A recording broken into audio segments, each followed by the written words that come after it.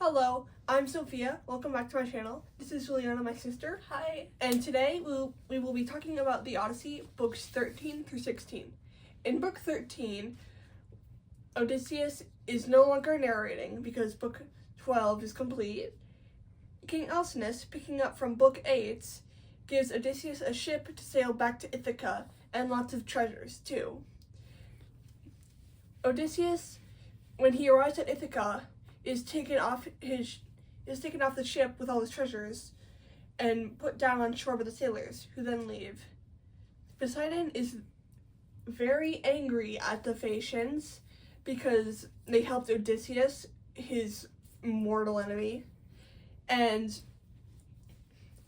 he gets Zeus to allow him to punish the Phaeacians. Just as the Phaeacians return home, their ship turns to stone and sinks, like I have already said. And so the Phaeacians on land are very scared, and they vow never to help a traveler again because they are afraid of the wrath of Poseidon. Back in Ithaca, Athena meets Odysseus and assures him that he is at his island because it's so foggy that day. And she then tells him how to beat the suitors, and which is why he needs to use his wits and cunning. And she says that he will need to be disguised. So she disguises Odysseus as a weary old man. In book 14, at Athena's suggestion, Odysseus goes to his swineherd, Eumaeus' hut. Eumaeus doesn't recognize Odysseus, but he still gives him food and lets him in anyways. He's such a good stranger. Like, just imagine walking up, being like an old man, and just come right in. Come right in. Yep. So then, Eumaeus and Odysseus start talking, and Eumaeus, he starts praising Odysseus and saying, "Oh, how I wish Odysseus would come back. He has to be dead, though." It's for the plot. It's for the plot. And so then Odysseus, pretending not to be Odysseus, and let's use Odysseus a lot here, he says that he fought with Odysseus at Troy, but that the trip home went awry. But Odysseus then tells Eumaeus that Odysseus is still alive and will return soon. In book 15, Athena travels to Sparta and tells Telemachus, in a dream of course, because gods are just like that he has to go back to Ithaca, otherwise his mother might decide to marry one of the suitors and take away all his things. That does not sound pleasant. Nope.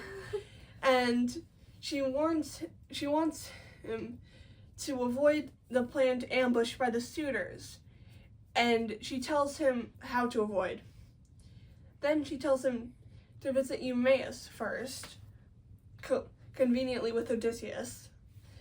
And she says that Eumaeus will tell Penelope, who is Telemachus' mother, that Telemachus has returned. The next day, Telemachus and Nestor's son return to Pylos to drop him off, and then Telemachus continues on to Ithaca, where he sees two visions, one of an eagle swooped down beside him, and another one of a dove carried off by a hawk, both of which he interprets as signs of Odysseus' strength and defeat of the suitors. He's so strong. Yeah. He's so strong. Long-suffering Odysseus. If you like this video, please comment below, like, and subscribe. Thank you. Do it. Do it. Okay, stop. In book 16, Telemachus reaches the hut of Eumaeus and sees him talking to a stranger who is really Odysseus in disguise. Eumaeus then tells Telemachus what Odysseus has told him, and suggests that they stay at the palace, but Telemachus is afraid of the suitors, so he doesn't want to do that. Then Eumaeus goes to the palace to tell Penelope that Telemachus has returned safely.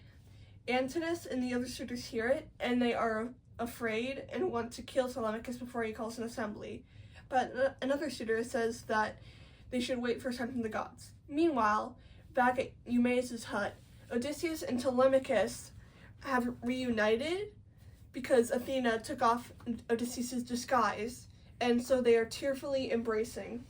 It's okay, Pookie Bear, I'm back home. Oh my goodness. Now, that is book 16. So, with the plan to kill the suitors, the chapter ends. Thank you for watching, and see you later in the next series. The next series, 17 to 20. Yep. Yes, sir.